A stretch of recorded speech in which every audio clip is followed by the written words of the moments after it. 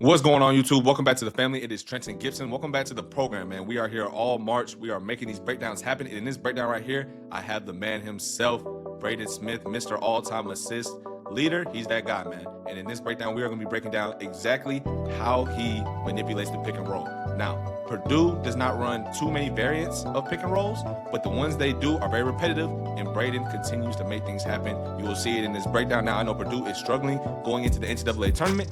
That's not what this breakdown is about, man. It is about Braden Smith, how he manipulates ball screens, how he uses Spain ball screens, empty corner, deep logo pick and rolls, all those things to make himself a great scorer and make his teammates better, man. So without further ado, I got nothing else left to say.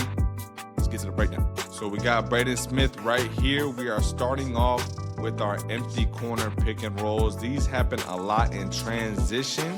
Now, why do we do these in transition? Because empty corner pick and rolls, I'll show you the empty corner.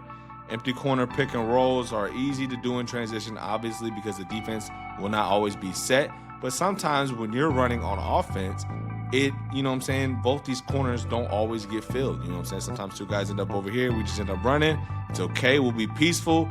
We'll run this empty corner pick and roll. So that's one of the first and mainstays in this Purdue offense. So here we go. We come off. We get nothing out of it. It's a little hedge right here, but it's fine, right? We get downhill and we run this. But like I said, I'm going to run it back. One of the good things about empty corner pick and roll is now we have 15 right here in the corner, right? His stunt is not as good as it would be if he was going to be this help side defender coming over here to contest. So Braden has time. He can break his defender down. There's really no help side contest, and he's able to get a bucket. And here we go. Now we're running another empty corner pick and roll. Here we go.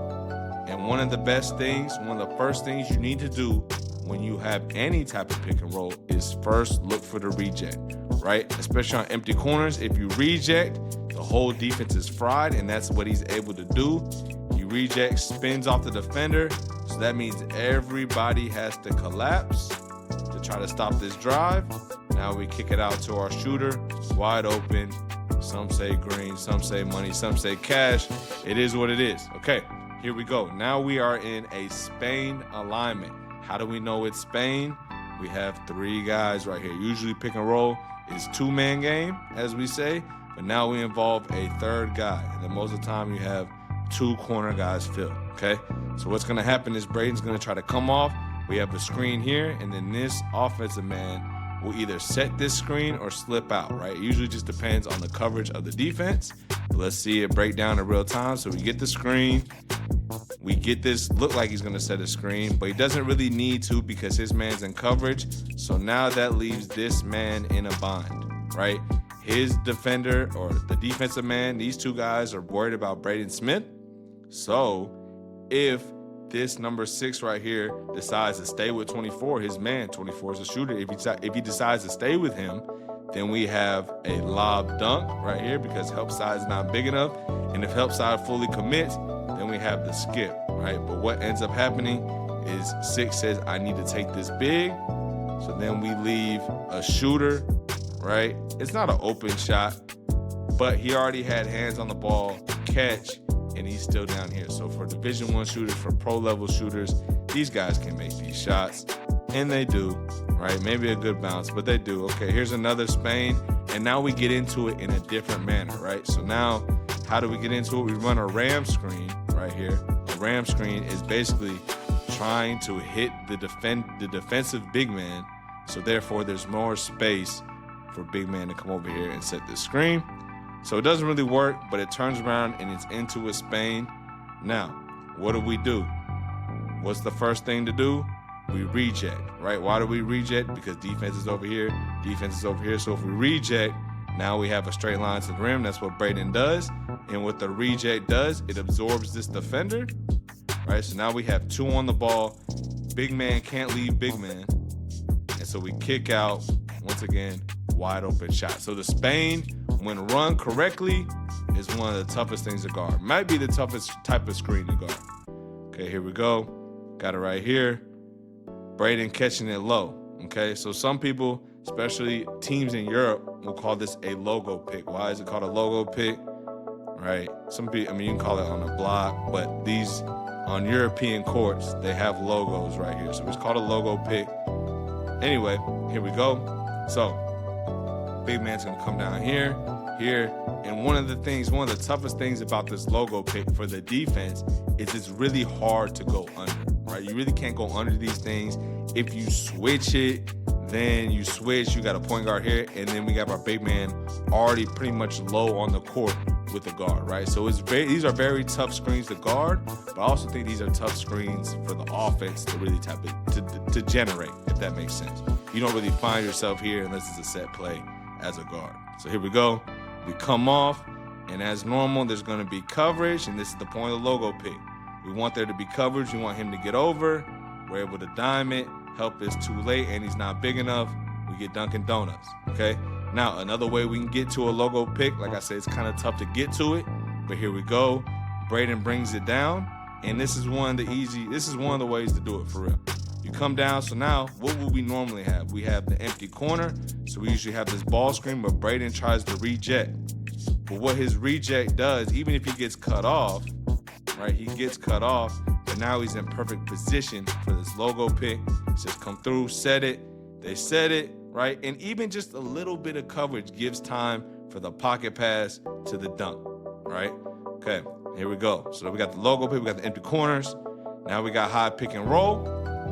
And what high pick and roll does, especially when you keep a 4-man low, now or the 5-man low, now we get to this top pick and roll to a short, a short roll pass. So we go short roll pass, little float, good. And they ran this 3 straight times against Michigan, and they got it 3 straight times. So put 2 of them on here. We set the back screen to get into it. Now we're here, big man's low, right? And the thing is, it's so hard, right? Because if they don't switch this, which they could switch it, but if they don't switch it, that means Cadeau right here needs to either fully step up, or if he doesn't fully step up, we have this short roll. That's what happens. We have the short roll. They ought to switch this. Michigan ought to switch this. At this point, since you got so deep, they need to switch this, but they don't. So now we have short roll. Once again, this guy is a good touch up right here. Last example, another, what we started with earlier, what I talked about on the Spain. We have a ram screen. Okay, so we set this ram screen, which makes this guy a little late. So when he's late, then he's not able to provide his coverage. This guy is worried about him, so the help on this short roll would come from here. If he's not ready and he's there early, like now he's toast. Because if he has a full body sprint, Braden's gonna skip it, right? But he doesn't, he's not there in time, right? These 2 guys are occupied over here. Now we kick it, and now he's in stunt positioning. He's able to run straight downhill and get a Dunkin' Donut, right? Easy. Okay. Now we're pushing up on the re-screen. Okay, so we set an early pick and roll right here. Corners filled, 23 seconds left. Now we go automatic re-screen. Now, so some programs, some teams, if there is a guard, defensive guard that goes under, will automatically re-screen. But I think this is a set play, in my opinion, or at least a set action. So it's a re-screen. And now big man's in deep drop. So usually this means shot. I broke down Darius A-Cuff earlier. It's a shot for him, and that's what it is for Braden Smith. High-level guards need to at least be able to shoot these ones, right? He goes deep drop. We got to rise. Got to be green, right? Next example. Okay, same bounce out, same re-screen, and now high. The big's high on this, so we decide to split them and get to a lob, right? Once we split this, once we beat these 2 defenders, especially with Braden Smith, the defense is cooked. You got here wide open. You got his lay, right? 31 wasn't guarding anybody. It's good offense, okay? Here we go. Now we got side pick and roll. Now we're trying to see what we can do against the hedge, right? Hedge can come from anywhere. You can hedge any type of screen. It always comes from the big, but in any type of screen, there can be a hedge, so we have to watch out for that. So this one right here is kind of soft. He doesn't stay out too long, so Braden's able to take a step out and then get downhill and get to his shot, right? The hedge did not stop the ball too much, and Braden was able to still operate, okay? Come off, now we have, it looks like a stronger hedge by a bigger guy. We get out, and this is the problem with the hedge. If you can defeat the hedge, like I said when he split the ball screen, if you can defeat the hedge, then the defense is really fried. So we have to try to defeat these hedges, and you do that by, once again, just trying to get around it, right? You can also reject it if the point guard goes under, but we also really want to try to get around it, okay? So here we go. Now we have a hedge, or at least a high hedge, right? He tries to get high. Another thing we do is dump it down, and we kick it, lob, city, dunk, right? Easy. Okay, another hedge. But a lot of these hedges are fake, right? A lot of these hedges are fake, and it's hard for the big man, right? Because as the point guard, look, the guard doesn't, I mean, it's Eastern Illinois, so obviously it's not going to be that good. But the guard gets stuck right here. So the guard gets stuck. Braden Smith has unlimited feel. He has unlimited, like, there's nothing, he has no pressure right here. So he's able to drive it and make this pass easy money, right? So if we can, like I said, if we can defeat the hedge is fried. Now we're getting to kill and drop coverage, right? He doesn't want this shot right here, so he snakes it, gets to an uncontested mid-range. Now, this is a Braden Smith type of shot. The mid-range is not for everybody. The mid-range is not a bad shot, but it's a Braden Smith, Darius Acup, a top scorer type of shot. Cade Cunningham, SGA, these are the guys shooting the shots. We don't want Lou Dort coming down shooting mid-range shots. Maybe we don't want him shooting anything, neither here nor there. Here we go. Come off. Now we come off, we get him at hostage, right? Hostage, deep drop. Let's see what we get to. And it's too late, right? We have to be able to kill all these coverages, and Braden Smith can kill all these coverages. Now, one of the things I think Purdue is struggling with is the fact that it's only Braden Smith killing these coverages. The other guys on the team are dependent on Braden Smith, and that is fine, but I don't think that is a long-term strategy, if you will, right? I don't think, I think one team, when we get to the SEC, when they play SEC team, when they play a Big 12 team, maybe they're able to put a lot of athleticism, a lot of length on Braden Smith, and that's able to slow his ball screens down. And I think Purdue is cooked after that. They've been losing a little bit. Maybe they get it right going into the NCAA tournament, but we will see. Let me know what you think in the comments, man. Go ahead and drop me a comment. What you think about Braden Smith? What you think about that pick and roll game? And I'm going to catch you on the next one, man. We are dropping breakdowns all throughout March. It's the perfect time to do it. Got mid-major guys, got high major guys, got the NCAA tournament. So stay with me, man. Tap in with me, and I'm going to catch you on the next one.